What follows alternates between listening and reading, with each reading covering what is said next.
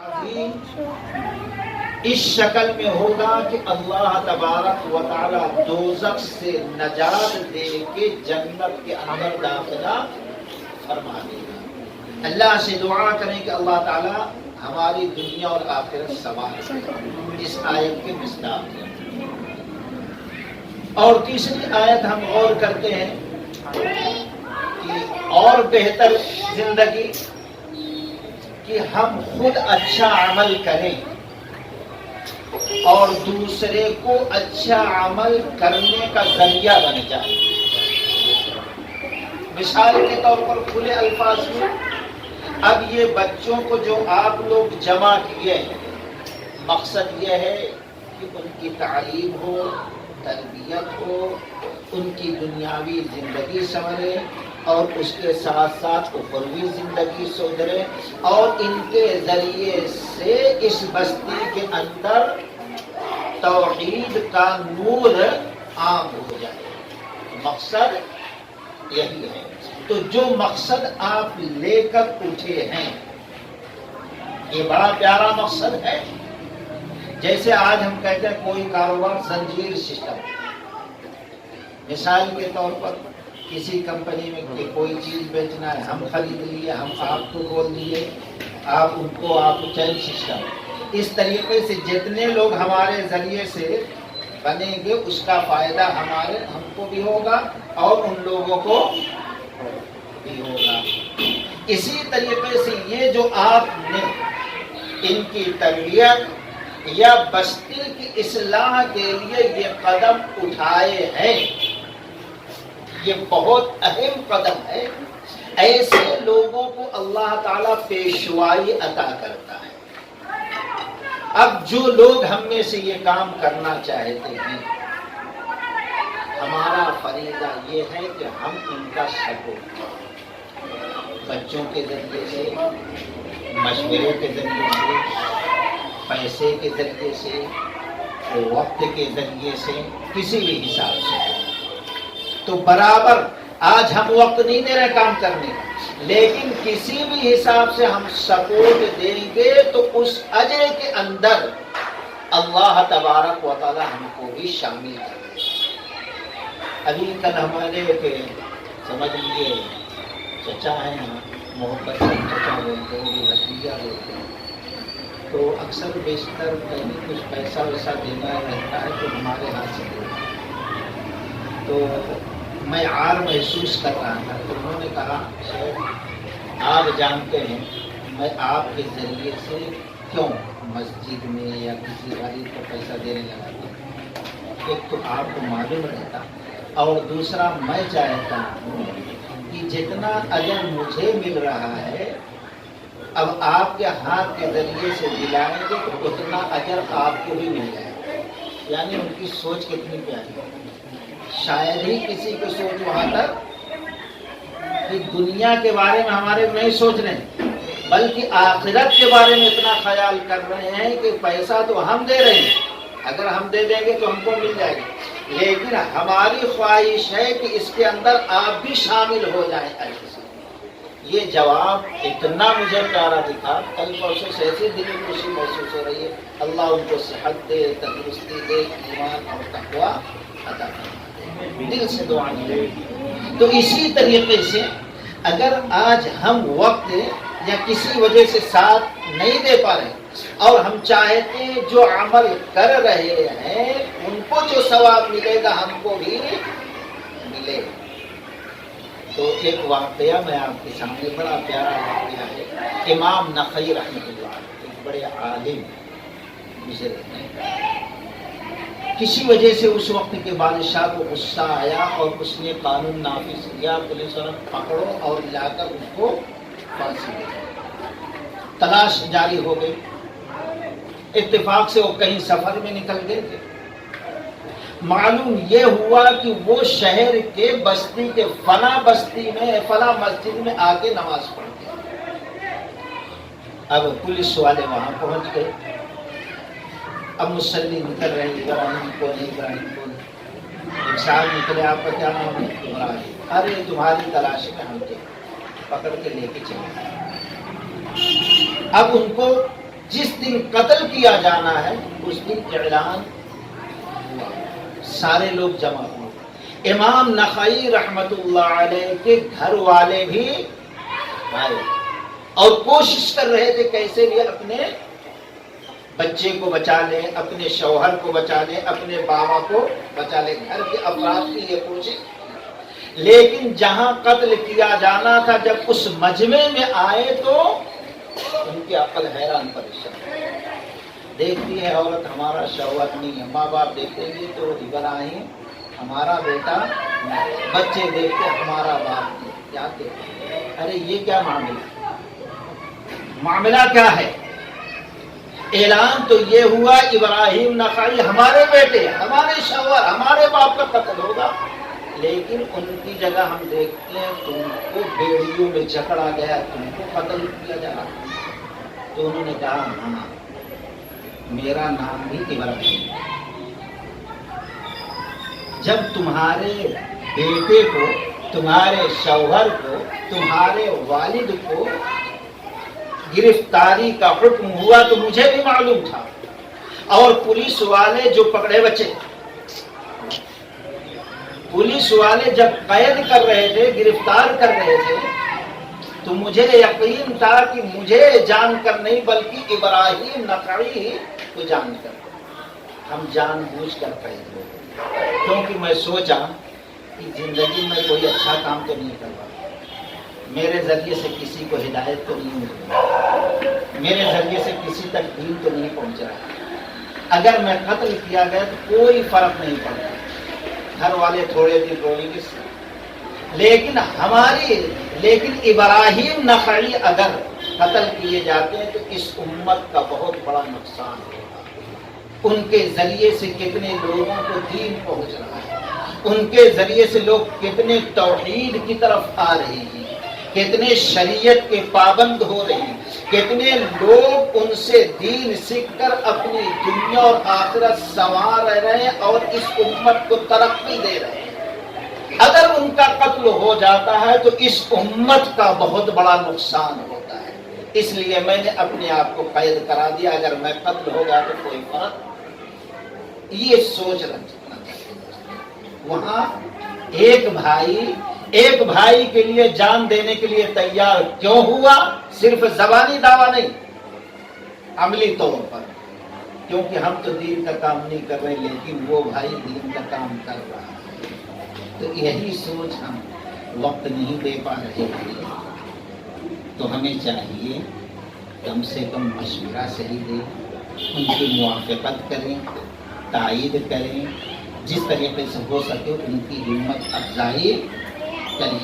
اللہ تبارک و تعالی نے قرآن کے اندر بیان میں فرمایا وَجَعَلْنَاهُمْ أَئِمَّةً يَهْدُونَ بِأَمْرِنَا لَمَّا صَبَرُوا وَكَانُوا بِآيَاتِنَا يُوقِنُونَ، اور ہم نے ان میں سے پیشوا بنا دیا، رہنما بنا دیا، رہبر بنا دیا، امام بنا دیا۔ وَجَعَلْنَاهُمْ أَئِمَّةً يَهْدُونَ بِأَمْرِنَا، ہمارے حکم سے یہ لوگوں کو ہدایت کی راہ کی طرف بلاتے ہیں۔ یہدون بامرنا، کیوں ان کو پیشوا بنایا، کیوں رہبر بنایا، کیوں لیڈر بنایا؟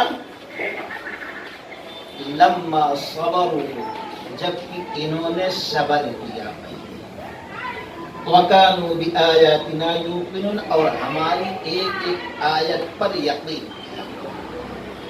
یقین جب انسان کرے گا اللہ کے قرآن کی آیتوں پر عمل کرے گا، جب عمل کرے گا تو بہت ساری مشکلات کا سامنا کرنا پڑے گا، اور جب مشکلات کا سامنا کرنا پڑے گا تو وہ کرے گا تو ظاہر بات ہے اب وہ صبر اس کے لیے لازم ہے، جبھی اس راہ پہ چل سکتا، عمل کر سکتا، اور لوگوں کے تو یہ دو چیزیں اللہ تعالیٰ کو اتنی پسند آتی ہے جب ایک انسان اللہ کی آیتوں پر یقین کرتے ہوئے عمل کرتے ہوئے دوسرے لوگوں کو صحیح راہ دکھاتا ہے تو اللہ خوش ہو کر ایسے لوگوں کو پیشوا، رہنما، رہبر بنا دیتا ہے۔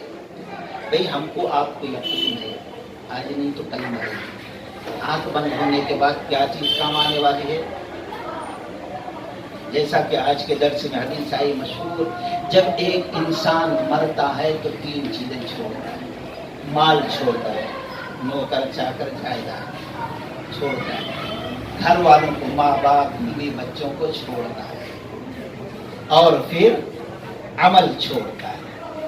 مرتے ہی مال دولت نوکر چاکر جس کے پیچھے پوری زندگی خرچ کیا سب چھوڑ، اب ہمارا تیرا رشتہ یہی تک تھا، ختم، کوئی چیز فائدہ نہیں پہنچا سکتی۔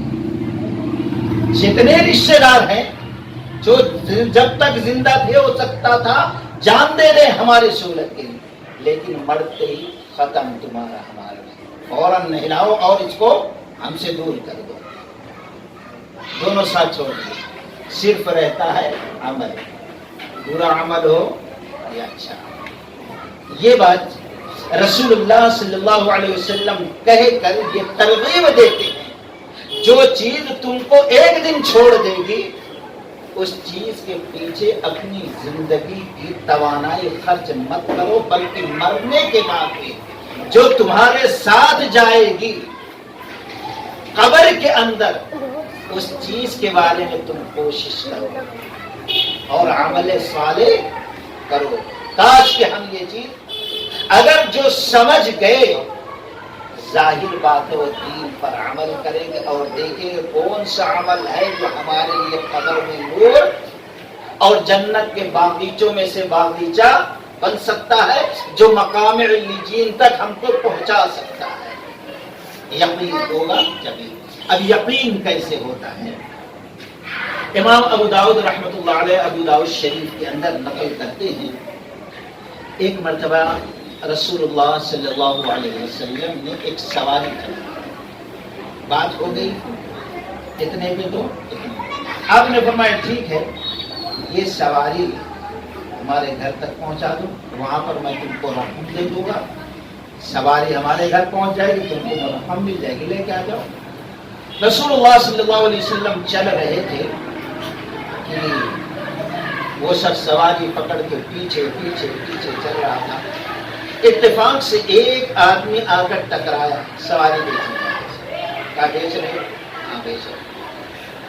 کتنے میں؟ 300 درہم، نہیں 350۔ وہ آدمی دینے کے لیے تیار ہوتا ہے، 50 درہم میں اس کی تو اس نے کہا اے محمد بن عبداللہ، دیکھو میں نے اس سے سواری بیچ دیا، اس نے خرید لیا، رقم مقرر ہو گئی، لیکن نبی علیہ السلام ہمارے تمہارے درمیان سودا پکا ہو گیا، نہیں میں نے بیچا۔ اللہ کے نبی کہتے تم بیچے، یہ کہتا نہیں بیچا میں۔ گفتگو بحث ہونے لگی، یہاں تک کہ لوگ گھیر لیے۔ وہ کہتا ٹھیک ہے میں بیچا ہوں، مان لیا، لیکن اب 2 گواہ لے کے گواہ لے کے۔ اب وہاں لوگ آ رہے ہیں، جمع ہو رہے، کیا بات کسی بات نہیں، اللہ کے نبی علیہ السلام خریدے، دیکھے تمہاری گواہی، تمہاری تمہاری۔ لوگ آتے گئے، جمع ہوتے گئے، بات بڑھتی گئی۔ حذیفہ بن یمان رضی اللہ تعالی عنہ آئے اور دیکھے، اب وہ سواری والا کہتا ہے اگر آپ خریدے ہیں میں نے بیچا ہے تو گواہی لاؤ۔ یہ معاملہ سمجھے اور ہاتھ کو اٹھایا اور کہا اللہ کی قسم میں گواہی دیتا ہوں کہ تو نے سواری بیچا ہے اور محمد رسول اللہ صلی اللہ علیہ وسلم نے خریدا ہے، میں قسم کھا کے گواہی دیتا ہوں، گواہی دیتا ہوں۔ وہ شخص خاموش ہو، یہ سواری لے پڑا، معاملہ حل ہو گیا، وہ شخص چلا گیا۔ ابھی کچھ لوگ تھے، اللہ کے نبی علیہ السلام حذیفہ رضی اللہ تعالیٰ عنہ کو بلایا، جب میں نے سواری خریدی اور اس نے بیچا، وہاں تیسرا کوئی بھی نہیں تھا، تم بھی نہیں تھے، کوئی اور نہیں تھا، تو تم نے قسم کھا کر اتنے وثوق کے ساتھ کیسے گواہی دے دی کہ میں نے خریدا اس نے بیچا؟ تو قربان جائیے، یقین کس کو کہتے ہیں؟ حذیفہ رضی اللہ عنہ کہتے ہیں کہ اللہ کے نبی علیہ السلام آپ کہتے ہیں آسمان سے جبریل امین خبر لے کے آئے، ہم مان لیتے ہیں، اللہ نے یہ کہا ہم مان لیتے ہیں، قرآن کی یہ آیت نازل ہوئی آنکھ بند کر کے یقین کر لیتے ہیں۔ تو جب آسمان کی باتوں کو ہم آنکھ بند کر کے یقین کر لیتے ہیں، مان لیتے ہیں، تو یہ چھوٹی سی چیز کے بارے میں آپ کیسا جھوٹ بول سکتے ہیں؟ یہ جواب، یہ یقین اللہ کو اتنا پسند آیا، اللہ کی قسم جبریل امین اور کہ اللہ کے نبی علیہ السلام یہ حذیفہ بن یمان کا جو یقین ہے آپ کی رسالت پر، یہ یقین اللہ کو اتنا پسند آیا، اتنا پسند آیا، دو مومن کے گواہی کے برابر اب ان کی زندگی تک اکیلے ان کی گواہی مانی جائے گی، دو مومن کے برابر ان کا اکیلا مقام مرتبہ اللہ تعالیٰ نے دے دیا۔ تو خیر یہ یقین ہوتا ہے، اس یقین کے ذریعے سے صحابہ اکرام کو یہ مقام اور یہ مرتبہ ملا۔ اسی طریقے سے عثمان غنی رضی اللہ تعالیٰ عنہ کے صاحبزادے جو ہیں ایسے بیٹھے ہوئے ہیں، درس دے رہے ہیں کہ اللہ کی قسم جو شخص صبح 3 مرتبہ بسم اللہ الذی لا یضر مع اسمہ شیء فی الارض ولا فی السماء وهو السمیع العلیم پڑھ لیتا ہے صبح کو، تو شام تک اس کو کائنات کی کوئی چیز نقصان نہیں پہنچا سکتی مگر یہ کہ اللہ اس کے مقدر میں لکھ دیا۔ اگر کوئی شخص شام کو پڑھ لیتا ہے 3 بار، صبح تک کائنات کی کوئی چیز اس کو نقصان، ضرر، تکلیف، زخم نہیں پہنچا سکتی، الا یہ کہ اس کے تقدیر میں کچھ لکھا ہو نقصان۔ جب یہ حدیث بیان کر رہے تھے تو ایک صاحب ان کے پیر کی طرف دیکھ رہے تھے، ایسا یہ سمجھ لیں، کہا بھائی آپ جو بات کہہ رہے ہیں، جو حدیث سنا رہے ہیں صحیح ہے، صحیح ہے، لیکن کل آپ ایک دم اچھے تھے، پیر ایک دم صحیح سالم تھا جیسا ہمارا ہے، لیکن آج آپ کے پیر میں ٹیڑھا پن کیسے ہے، لگڑے کیسے ہو گئے؟ کہنے لگے ہاں اللہ کی قسم جہاں تک نبی علیہ السلام کی حدیث کا معاملہ 100% صحیح، اس میں شک شبہ، تو پھر یہ کیسے پیر میں لنگ آیا؟ کل تک تو درست تھا، شام تک۔ کہتے ہیں ہاں گھر میں کچھ معاملہ پیش آیا ہے، ٹینشن کا مسئلہ، کسی بارے میں اختلاف، گھر میں لڑائی جھگڑے، اسی ٹینشن میں میں تھا کہ میں سو گیا، اور یہ دعا میں روز پڑھتا تھا بسم اللہ الذی لا یضر مع اسمہ شیء فی الارض ولا فی السماء، گھر میں جھگڑا ہونے کی وجہ سے ٹینشن میں بھول گیا پڑھنا اور وہی سو گیا، اور رات کو سویا تو اسی رات کو تقوی کا کیا بولتے لقوے کا معاملہ پیش آ گیا، لقوہ مار گئے، اس لیے میرا پیر ٹیڑھا ہو گیا۔ تو یہ یقین کہنے کا مطلب ہے، اگر یقین کے ساتھ ہم بھی ان دعاؤں کو پڑھیں تو انشاءاللہ کتنے مشکلات اور مسائل سے، پریشانیوں سے اللہ نجات دے گا۔ شرط یہ ہے یقین۔ تو ایک چیز تو یہ ہے یقین کریں، اور دوسری چیز یہ ہے جب یقین کر کے عمل کرنے کے لیے آگے بڑھیں گے تو مشکلات، پریشانیاں، تکالیف، لعنتان، اس قسم کی باتوں کا سامنا ہوگا، تو ایسے وقت میں صبر کی ضرورت ہے۔ کیسے جب حافظ ابن کثیر رحمۃ اللہ علیہ نقل کیا ہے کہ ام سلمہ رضی اللہ تعالی عنہ کہتی ہیں کہ ایک مرتبہ ہمارے شوہر محترم ابو سلمہ رضی اللہ تعالی عنہ گھر میں داخل ہوئے، سلام کرتے ہوئے تو مسکرا رہے تھے، چہرہ خوشی سے تر و تازہ تھا، چمک رہا تھا۔ تو میں نے پوچھا کیا بات ہے؟ کہنے لگے آج اللہ کے نبی علیہ السلام سے ایسی بات ہم نے سنا ہے کہ دنیا اور دنیا کے سارے چیزوں سے زیادہ مجھے وہ محبوب ہے۔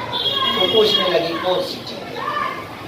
ابو سلمہ رضی اللہ عنہ نے کہا کہ اللہ کے نبی علیہ السلام نے فرمایا جب کوئی تکلیف ان کو پہنچے، کوئی نقصان پہنچے، کوئی ضرر پہنچے، تو اس وقت پڑھ لے انا للہ و انا الیہ راجعون۔ اللہ نے دیا تھا، اللہ نے دیا، امانت دیا تھا، کوئی تکلیف نہیں۔ بھائی کسی کا کروڑ روپے ہمارے پاس رکھا ہو، وہ پوچھے دے دے تو تکلیف تو نہیں۔ اللہ نے جو دیا لے لیا، اللہ کی امانت، کوئی تکلیف نہیں۔ اور پھر اس کے بعد پڑھے اللہم اجرنی فی مصیبتی واخلف لی خیرا منہا۔ اللہ یہ جو تکلیف پہنچی ہے، یہ نقصان جو پہنچا ہے، یہ زخم جو پہنچا ہے، یہ درد جو پہنچا ہے، اس کے پیچھے مجھے اس سے بہتر اجر عطا فرما دے۔ واخلف لی خیرا، اس کے پیچھے بہتر اجر۔ کہتی ہے میں نے اس دعا کو، اور اللہ کے نبی صلی اللہ علیہ وسلم نے فرمایا جب کوئی تکلیف پہنچے یہ دعا کو پڑھ لے، اللہ اجر دے گا۔ پھر وہ تکلیف، وہ بات، وہ چیز جب کبھی زندگی میں آ جائے، 10 سال 20 سال کے بعد، 50 سال کے بعد، ظاہر بات ہے کوئی دلی ٹھیس تکلیف پہنچی ہو زندگی کے کسی بھی حصے میں، آپ اس کو یاد کریں گے تو اس وقت تھوڑی تکلیف ہے۔ جب وہ تکلیف یاد آئے یہ دعا پڑھ لو، جب بھی اللہ تعالیٰ پہلے دن کی طرح اجر عطا فرمائے۔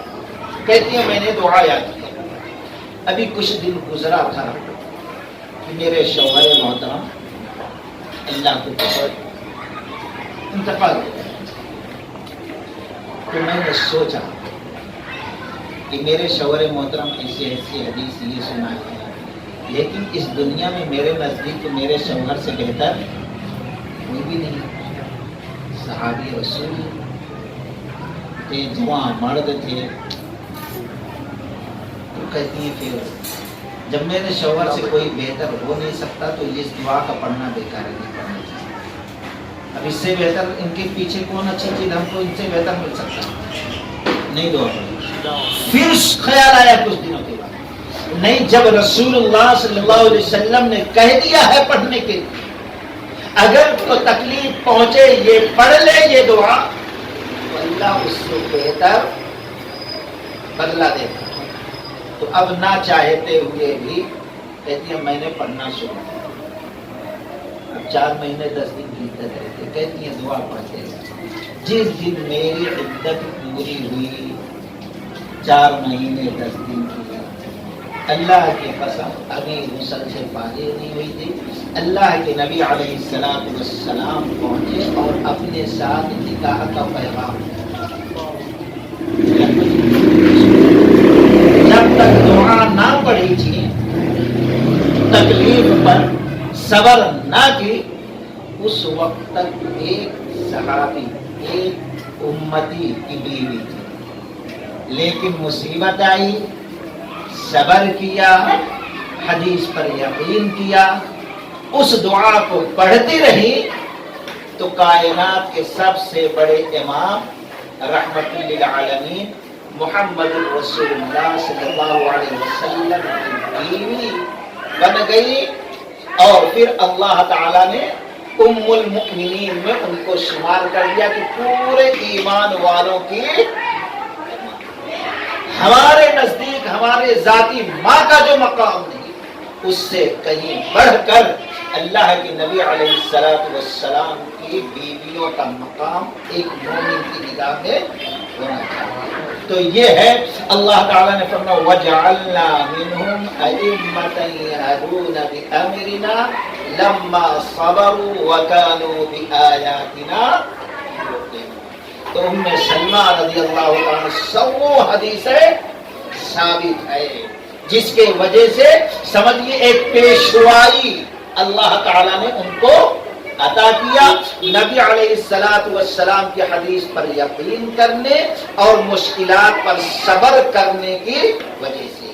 اسی طریقے سے اگر ہم لوگ الحمدللہ یقین ہے کہ ہم مریں گے، مرنے کے بعد جو چیز کام آنے والی یہ عمل صالح، اور ان بچوں کو تعلیم و تربیت کا جذبہ اور اس بستی کے اندر اصلاح کرنے کا جذبہ جو ہے، اس کے ذریعے سے ہم کوشش کرتے رہیں گے تو اس کی وجہ سے ہمیں صبر بھی کرنا پڑے گا۔ جب صبر کریں گے تو اللہ تبارک و تعالیٰ کی نگاہ میں اس بستی کے پیشوا رہنما رہبر اللہ ہم کو بنا دے گا۔ جیسے الحمدللہ آج آپ لوگ رہبر کے حساب سے ان بچوں کی رہبری پیشوائی کر کے ان کو دین کی سمجھ عطا کر رہے ہیں۔ کل کے دن چند سالوں کے بعد یہ بچے آگے چل کے ہو سکتا ہے پوری بستی کے امام بن جانے کے بعد۔ صرف ایک واقعہ آپ غور کریں، ایسے چھوٹے تھوڑے بڑے رہے ہوں گے اللہ کے نبی علیہ الصلوۃ والسلام، کیونکہ عمر رضی اللہ تعالیٰ عنہ کی جو خلافت تھی یہ ان کی مجلس میں بیٹھتے تھے عبداللہ بن عباس رضی اللہ عنہ، لوگ کہتے تھے یہ بچہ ہے کیوں اس کو بڑے لوگوں کو گویا بچے کھیل رہے تھے، چند بچوں کے ساتھ ایسے کریے کھیلتے کھیلتے کہا دیکھو اللہ کے نبی صلی اللہ علیہ وسلم چلے گئے، صدیق اکبر چلے گئے، کتنے جلیل القدر صحابہ شہید ہو گئے، اس طریقے سے علم والے دنیا سے اٹھتے جا رہے ہیں اور ہم لوگ کھیل میں ہیں، کہیں ایسا نہ ہو کہ بہت زیادہ حصہ دین کا حدیث کا اس طریقے سے ہمارے ہاتھوں سے چھوٹ نہ جائے۔ کہتے ہیں اب کھیل بند، چند بچے ایسے جمع ہوئے، اب ہم سب کے بعد کام کیا رہے گا؟ اللہ کے نبی صلی اللہ علیہ وسلم کی صحابی کہاں ہیں وہاں جائیں گے، ان کے پاس جتنی بھی حدیثیں ہوں گی اس کو ہم نقل کریں گے۔ اس طریقے سے دنیا میں جہاں جہاں نبی کے صحابی ہیں وہاں پہنچیں گے۔ اب دوسرے دن تیار ہو گئے، کئی ساتھ کھیلنے والے بچے کھیل کو بند کیا، ساتھ میں نکلے چلنے لگے۔ تو کچھ دن ایک دن پریشانی آئی، بھول نہیں، امی کی خدمت کرنا ضروری نہیں، گھر کو دیکھ ایک ایک کر کے سب چلے آئے، کوئی ساتھ دوست نہیں، یہ تنہا رہے، ہمت نہیں ہاری۔ اللہ کی قسم مہینوں کا سفر کر کے جاتے تھے، دروازے میں دستک نہیں، دوپہر کو پہنچ رہے ہیں، دروازہ بند ہے، کھا کے لوگ قیلولہ کر رہے ہیں۔ اب دیکھتے تھے اور لو جو چلتی تھی وہ غضب کی رہتی تھی، کہتے اب میں سوچتا تھا تھکا ہوں، دور درخت ہے آدھا کلومیٹر پہ نظر آ، اگر میں گیا وہاں سو گیا، اب یہ صحابی رسول چلے جائیں گے تو پورے ایک مہینے کی محنت خراب ہو گئی، وقت ضائع۔ تو کہتے ہیں ان کے گھر کی دہلیز کو میں تکیہ بناتا اور سو جاتا، ہوائیں چلتی تھی، مٹی دھول کبھی پورا جسم اس کے اندر ڈوب جاتا۔ جب صحابی رسول نکلتے تھے دیکھتے تو کون ہے پہچان لیتے تھے، اور میں تھکان سے چور رہتا تھا، سوتے رہتا، دھول صاف کرتے تھے اور کہتے تھے اے اللہ کے نبی کہ چچیرے بھائی اٹھو، یہ کیا ہے؟ اس طریقے سے وہ کئی سال ادھر ادھر سفر کر کے جا کے حدیثوں کو اکٹھا کیا۔ ایک وقت ایسا آیا، اب مدینہ کے اندر بیٹھے حدیث کا درس دینے لگے، اب کوئی بھی کہیں سے آ رہا ہے پورے مدینہ کے گلے، کسی سے بھی پوچھا جاتا کہاں جا رہے ہیں، نہیں عبداللہ بن عباس رضی اللہ تعالیٰ کا درس ہو رہا ہے وہاں جا رہا ہے، یہاں تک کہ پورا میدان بھر جاتا۔ اب دوسرے ساتھی جو بچے تھے وہ رشک کرتے تھے ان کے مقام کو دیکھ کر، ان کے مرتبے کو دیکھ کر کہ آج پورا ملک ان کی طرف پلٹ کر آ رہا ہے حدیث سیکھنے کے لیے، دین سیکھنے۔ کاش کہ اس دن اس تکلیف پر میں بھی صبر کرتا اور ان کے ساتھ میں بھی حدیث کو جمع کرنے میں تھوڑی تکلیف برداشت کر لیتا، تو اللہ کی قسم عبداللہ کی جو عزت ہے وہی عزت، وہی مقام، وہی مرتبہ اللہ ہم کو بھی دیتا۔ تو کہنے کا مطلب یہ، اگر ان بچوں پر ہمت کے ساتھ ہم کوشش کریں، محنت کریں تو نہ جانے اس میں سے کون سے بچے کو اللہ تعالیٰ یہ مقام یہ مرتبہ دے دے کہ بستی کے لوگ آ کر ان سے دین سیکھیں اور اپنی اصلاح کریں. تو اسی کا تذکرہ اللہ تعالیٰ اس آیت میں کر رہا ہے. وَجَعَلْنَا مِنْهُمْ أَئِمَّةً يَهْدُونَ بِأَمْرِنَا لَمَّا صَبَرُوا وَكَانُوا بِآيَاتِنَا يُوقِنُونَ. جن لوگوں نے ہماری آیات پر یقین کیا اور پھر اس پر صبر کیا عمل کرتے ہوئے, تو ہم نے قوم کا, بستی کا, ملک کا ان کو پیشوا اور رہنما رہبر بنا دیا کہ اب ہدایت ہم ان کو کرتے ہیں راہ اور وہ ہماری ہدایت کے مطابق لوگوں کو دین کی طرف بلاتے ہیں. اللہ تعالیٰ سے دعا کیجیے کہ اللہ تبارک و تعالیٰ ہم تمام لوگوں کو اس آیت کی مصداق ہماری زندگی بنا دے. اللہ تعالیٰ سے دعا ہے قرآن و سنت کے موافق زندگی گزارنے کی توفیق رفیق عطا فرما دے اور اس مدرسے کو, ان بچوں کو, لوگوں کو ہدایت کا ذریعہ, توحید کا ذریعہ بنا دے. وآخر دعوانا الحمدللہ رب العالمین. السلام علیکم ورحمۃ اللہ وبرکاتہ.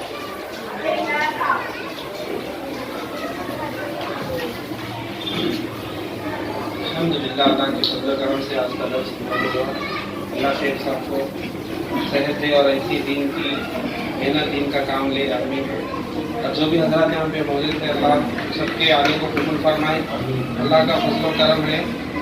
ایسی مطلب فوجی کی دنیا میں, جو دنیا میں مصروفیت سے لوگ بھرے ہوئے ہیں, اللہ کی توفیق جس کے ہوتے ہیں ویسے وہی یہاں پہ ایسی مجلسوں میں بیٹھ گئے. اللہ کا لاکھا ایسا ہے اور بچوں نے بھی خاموشی سے سنا, جو بھی کہا گیا سنا گیا. اللہ ہم سب کو عمل کرنے کی توفیق نصیب فرمائے.